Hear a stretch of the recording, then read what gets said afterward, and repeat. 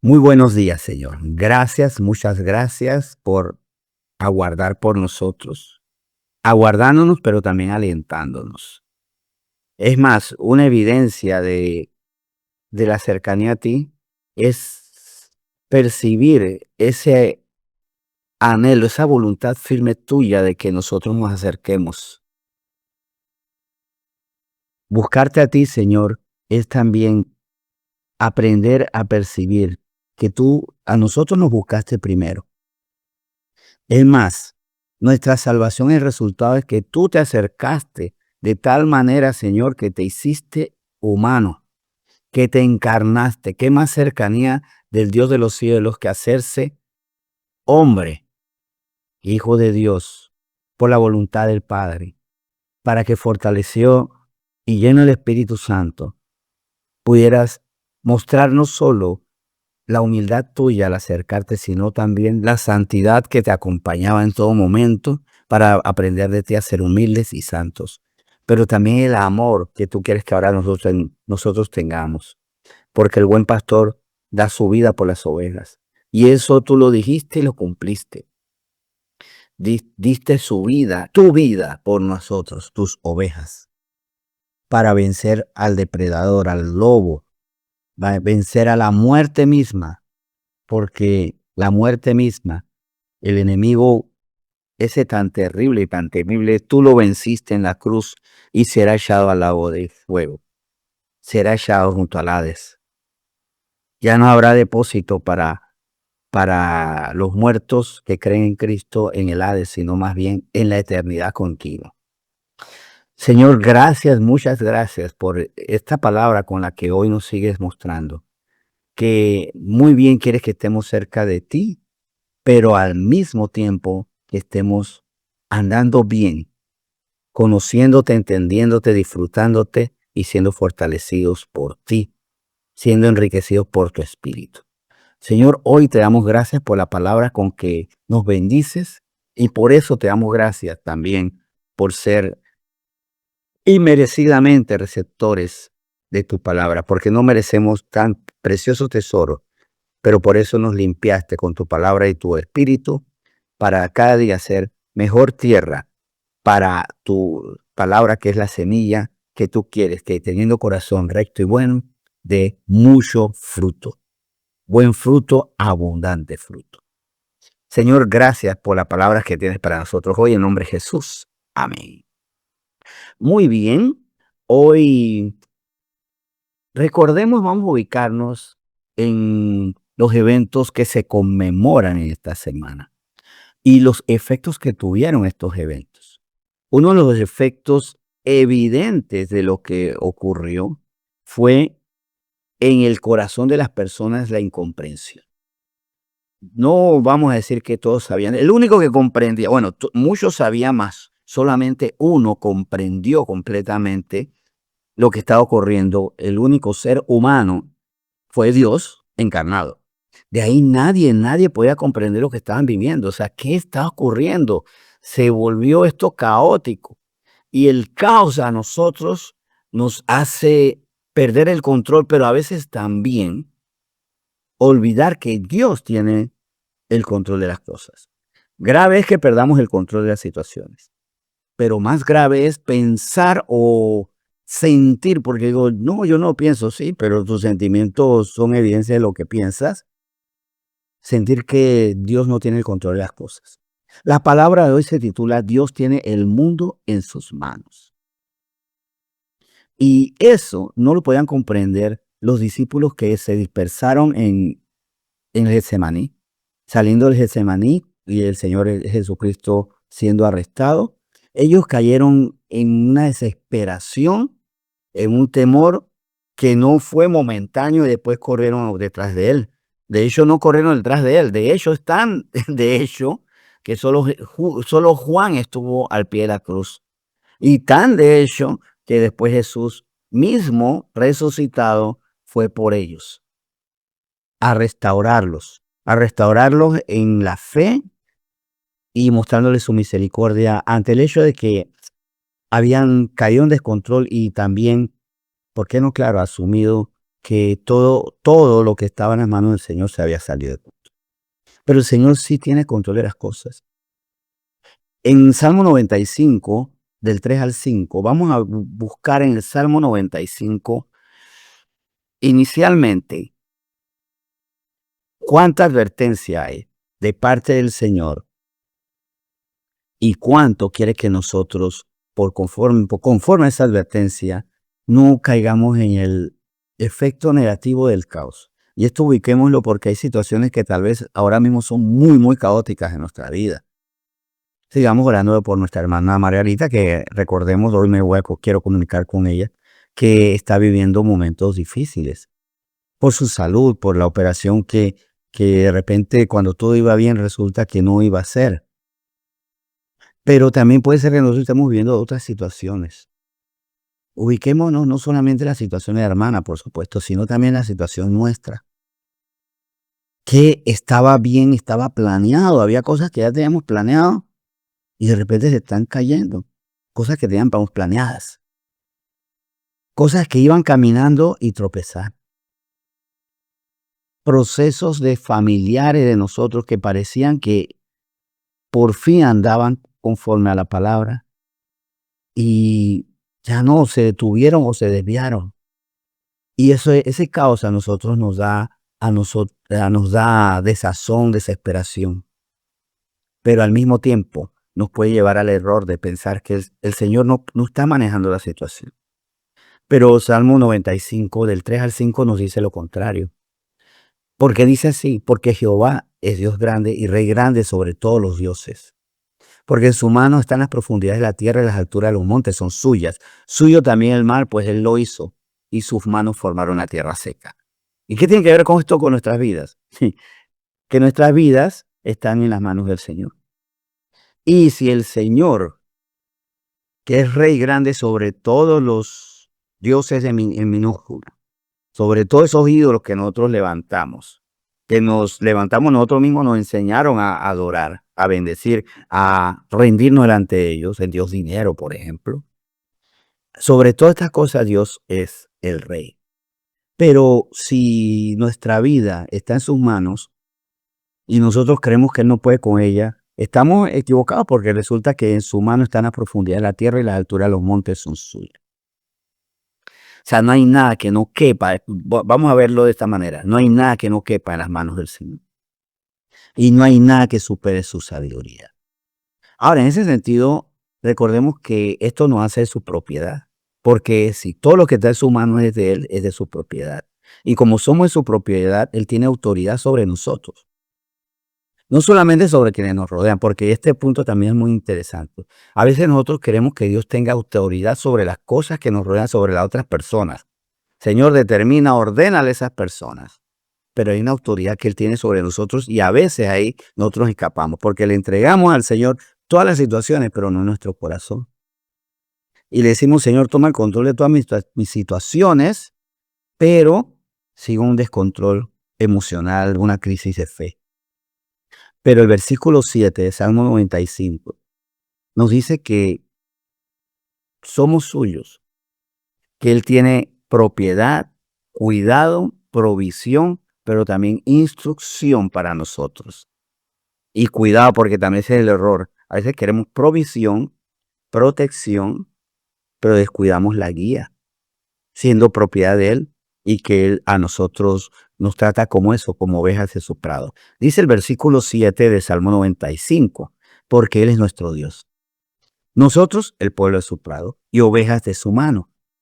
Si oyéis hoy su voz, eso sí. Y luego, si oyeres hoy su voz, hay una serie de beneficios implícitos en oír su voz. Pero primero Él dice que es nuestro Dios y nosotros somos suyos.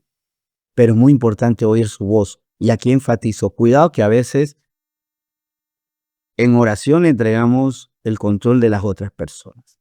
Y al Señor que le pedimos, provéeme, protégeme, pero descuidamos un poco, guíame. Porque la protección viene de lo alto, la provisión viene de lo alto, pero en la guía que viene de lo alto también hay una participación mía. Y esa participación está en oír su voz para ser bien protegido, porque recuerden que el prudente oye el mal y se aparta de él. El Señor me habla y para que yo sea avisado y viendo el mal me aparte de él. Y ahí Él me está protegiendo porque estoy escuchando su voz. Y el Señor me provee, pero para que permanezca la provisión, tengo que oír su voz, donde Él me dice, ¿qué hago con esa provisión? Una, rechazar, dejar de mano ya las banalidades, los gastos insensatos, la irresponsabilidad y el descuido de las bendiciones que Él me da, de la provisión que Él me da, de la glotonería, si es el caso, por ejemplo, de la provisión del alimento, Señor. Ah, ¿verdad? Es que el Señor nos da. Y por ser propiedad de Él y queriendo que el Señor tenga el control de todas las cosas externas, también recordando, por eso debemos recordar que somos de Él y tenemos que oír su voz. También tenemos que entender que si no oímos su voz, esto puede tener efectos negativos en nuestra vida. Y el Señor tiene el control de todo, pero a veces sigo en el descontrol. Y esto molesta al Señor, por supuesto. En los versículos 10 y 11 hay una sana, muy sana advertencia de parte del Señor en Salmo 95. Salmo 95, del 10 al 11, dice, 40 años estuve disgustado con la nación y dije, pueblo es que divaga de corazón y no han conocido mis caminos. Por tanto, juré mi furor que no entraría en mi reposo. Esto le ocurrió a Israel, recuerden. Ahora, lo que pasó en Israel, o con muchos israelitas, de hecho, esa generación que entró al desierto y de ahí no salió, sino hasta la siguiente, esa nación tuvo una reacción muy triste y continua porque siguió divagando en su corazón. Siguió teniendo como guía lo que estaba en su corazón cuando sabemos que el corazón es engañoso y perverso. Y por otro lado, no conoció los caminos más que el Señor se los mostraba. O sea, literalmente el Señor le mostraba el camino por donde debían andar y no conocieron al Señor ni sus caminos. Y dentro de esos caminos le dio también, recordemos, la ley, le dio la Torá, le dio la palabra.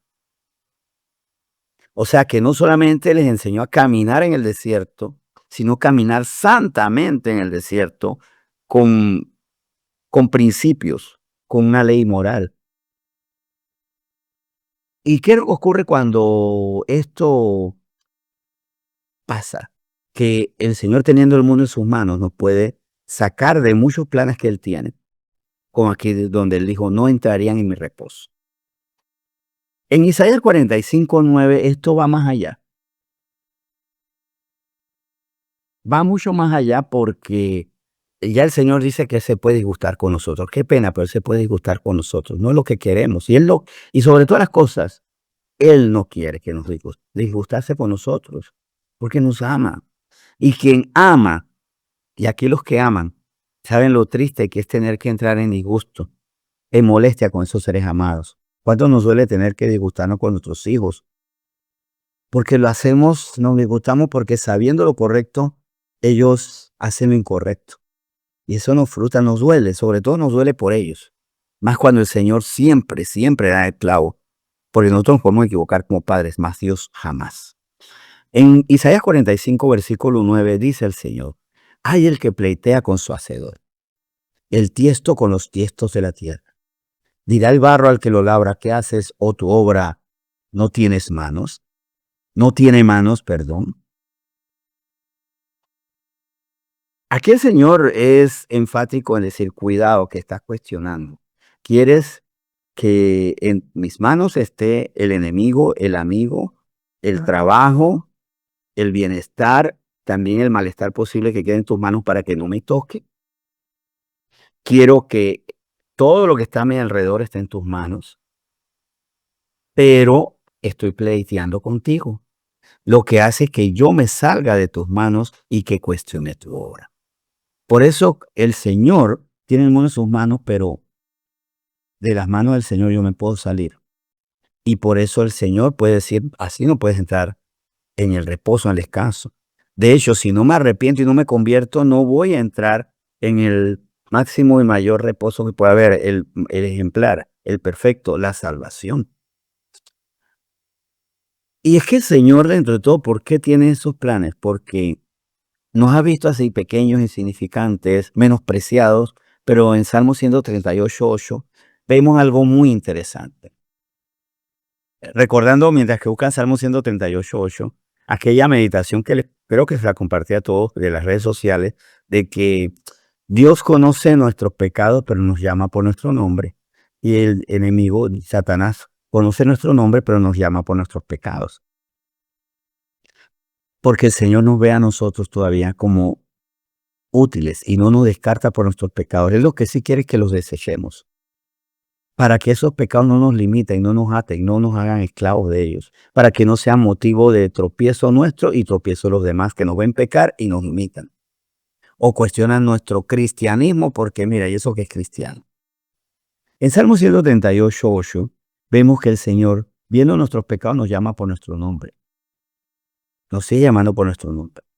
Y si es necesario, nos cambia el nombre, nos cambia la identidad para cumplir su propósito. Salmo 138:8 dice, Jehová cumplirá su propósito en mí.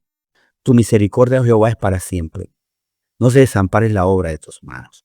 Claro que el Señor no desampara la obra de sus manos. Si la tiene que rehacer, si es necesario deshacer el tiesto y volver a hacerlo, lo hará. Y a nosotros nos duele, nos desprograma, nos puede hacer perder tiempo. Porque nosotros mismos nos quitamos el tiempo para la obra del Señor porque tiene que rehacernos, tiene que restaurarnos, tiene que corregirnos. Porque el Señor quiere cumplir su propósito en mí. ¿Por qué? Por un acto de misericordia. Y el Señor, claro, nosotros jugamos con los tiempos, pero los tiempos siguen siendo Él. Es más, los tiempos, cosas que nosotros no podemos manejar, están en la mano de Dios. Los kairos, ¿no? Las épocas, las ocasiones están en las manos de Dios. Y Salmo 31:15 lo deja claro. Salmo 31:15 nos dice lo siguiente. En tus manos están mis tiempos. Líbrame de la mano de mis enemigos y de mis perseguidores. Y aquí quiero enfatizar algo muy importante. ¿Por qué entramos en desesperación? Porque todo tiene un tiempo. Mas cuando los tiempos de Dios no coinciden con los nuestros, entramos en caos. Y erramos. Eso le pasó a Abraham, a Sara, siendo todavía una Sarai que todavía no había completado el proceso, y un Abraham, y no el Abraham como padre de las naciones. Vemos que ellos entraron en desasosiego, desconfianza, crisis, porque no manejaron que los tiempos son del Señor. Mis tiempos. Es más, nosotros en vez de decir en tus manos están mis tiempos, cuidado que decimos en mis manos quiero que estén tus tiempos. En mis manos yo quiero hacer tus tiempos. Es más, levanto mis manos para darle a tus tiempos mis tiempos, para acelerar las cosas. Más bien yo le debo decir al Señor, esto que me has prometido, más que acelerarlo, si lo puedes acelerar, si está en tus manos, perfecto. Pero también ayúdame a esperar, a saber esperar, porque en tus manos están mis tiempos. Y a veces entro en desesperación porque la respuesta no se da. Pero el Señor puede dar la respuesta, así como en el caso de Moisés. Recuerden cuando Moisés estaba ante el Mar Rojo. ¿Cuándo fue que abrió las aguas? Cuando estaba ya las aguas ahí, cuando se escuchaban, se olían las aguas. Cuando las aguas podían tocar los pies de Moisés y él puso su barco. Que Dios hubiera podido abrir las aguas mucho antes, sí, claro. Pero que Dios no lo haga antes no quiere decir que está a destiempo, sino que está fuera de mis tiempos y de mis paradigmas, de mis maneras. Así que no nos asustemos, porque puede ser que la respuesta esté, y cuando hablamos de la víspera, porque la respuesta puede estar en la víspera, y cuando estamos hablando de la víspera no quiere decir en el día anterior, puede ser en el minuto anterior, en el segundo anterior de la necesidad de la respuesta. El Señor no tiene destiempos, lo que tiene es tiempos diferentes a los nuestros. Mas nosotros a veces manejamos los destiempos de Dios porque lo hacemos así. No, el Señor tiene tiempos que son más exactos, son los perfectos. El Mar Rojo no se abrió a destiempo, se abrió cuando era necesario. Por eso encomienda a Jehová tus obras y tus pensamientos serán afirmados. Mas cuando divagas en tus pensamientos, entonces ellos no son afirmados. Porque no le encomiendo a Dios mis obras, sino a mis pensamientos. Que eso me produce tristeza, eso es lo que acabo de decir, está en Proverbios 16:3. Pero es que esta desazón a mí me produce llanto, dolor. Mateo 5:4, bienaventurados los que lloran porque ellos recibirán consolación. Esto que estoy viviendo me lleva a las lágrimas. El Señor me quiere consolar. Debo acercarme a Él y decirle, Señor, antes de aguantarme el llanto o llorar ante ojos equivocados, ojos que después utilizarán lo visto para darme malos consejos, hasta burlarse de mí o vilipendiar, lo que sea. Señor, yo sé que tú quieres consolarme, pero cuidado, porque a veces en el caos no estamos viendo a Dios. Y esto me hace meditar para terminar en aquello que el Señor le mostró a Elías. Recuerden que Elías llega a un momento de crisis que está en Primera de Reyes 19. Si lo quieren buscar, está en los versículos 11 al 3. Y le dice, en medio de esa crisis, a Elías Dios lo siguiente. Él le dijo, sal fuera y ponte en el monte delante de Jehová. Y aquí Jehová que pasaba, y un grande y poderoso viento que rompía los montes y quebraba las peñas delante de Jehová. Pero Jehová no estaba en el viento. Y tras el viento un terremoto. Pero Jehová no estaba en el terremoto. Y tras el terremoto un fuego. Pero Jehová no estaba en el fuego. Entonces, ¿dónde estaba Dios? Diríamos, no, pues. Pero si Dios no está en todas partes. No es que no estaba, es que no estuviera viendo, que no estuviera allí omnipresente. Es que el poder de Dios está en los tiempos de Dios, en los kairos, en las ocasiones de Dios. Y aquí vemos a Dios en este mismo versículo en Primera de Reyes. ¿Se acuerdan que les había mencionado en el libro de Primera de Reyes, capítulo? Yo estaba leyendo y se me fue, les vamos a citar, a partir del capítulo 19. Pues eso lo vemos claramente en el versículo 12. Cuando dice, y tras el fuego un silbo apacible y delicado. Y cuando lo oyó Elías, cubrió su rostro con el manto y salió y se puso a la puerta de la cueva. Y aquí vino a él una voz diciendo, ¿qué haces aquí, Elías? Vemos que después él es restaurado. No es que Dios no esté cuando hay fuego, no es que cuando hay terremoto, o cuando hay terremoto, o cuando hay vientos. Él está allí, pero la manifestación de Dios se da cuando dejamos de prestar el primer lugar a esas circunstancias, cuando dejamos de prestarle atención a ese caos. Y tras dejar de prestarle atención al caos que estamos viviendo, sabemos que vendrá el fuego, el silbo apacible y delicado de Dios. Más puede ser que nuestro corazón siga divagando en el caos que estamos viviendo y no aguardando el fuego, el silbo apacible del Señor. Dios tiene control de todos, de todo, de todos y de todo, aunque a veces no pareciera. Vamos a orar. Señor, que no parezca que tú tienes el control, es una falsa percepción. Es más bien la respuesta a nuestros sentidos, de nuestra mirada natural, carnal. Una mirada carnal y natural de las cosas, cuando nosotros no debemos vivir por vista, sino por fe. Vemos el caos, pero te creemos. Vemos el viento, vemos el fuego, vemos el terremoto, pero confiamos en el silbo apacible. Tú tienes el control de todas las cosas. Comprendo que en los momentos duros podemos incluso ser como los discípulos tuyos, Señor Jesucristo, que todo el tiempo estaban contigo, pero cuando las variantes fueron otras, cuando de hecho no te vieron a ti, pensaron que te habían perdido. Mas lo que ocurrió cuando te arrestaron y ellos no te vieron, era la forma en que te ibas a hacer que ahora un día todo ojo te verá a ti. Porque ahí preparaste lo que ocurriría para esa muerte santa, para vencer al pecado y la muerte. Y ellos no te vieron en ese momento y entraron en caos. Dejaron de verte porque fuiste arrestado. Pero luego, con eso tú cumpliste el plan para que ellos no te vieron, pero todo ojo te verá. Cuando tú vengas, desde una nube todo ojo te verá. Y cuando eternamente te veremos a ti. El fuego, el viento, el terremoto, el caos. No es que solo se acabó esto. Es el escenario sobre el que tú te manifiestas con silbo apacible y que percibimos si seguimos creyendo que tú tienes el control de todas las cosas. No nos dejemos vencer por lo que estamos viviendo. Cada quien entregue su causa a las manos del Señor. Ahora y si es más adelante, en cada situación que entremos en caos, entreguemos estas situaciones en las manos del Señor y escucharemos su silbo apacible. Señor, gracias por la palabra que hoy nos has dado, con mucho amor en nombre de Cristo Jesús. Amén.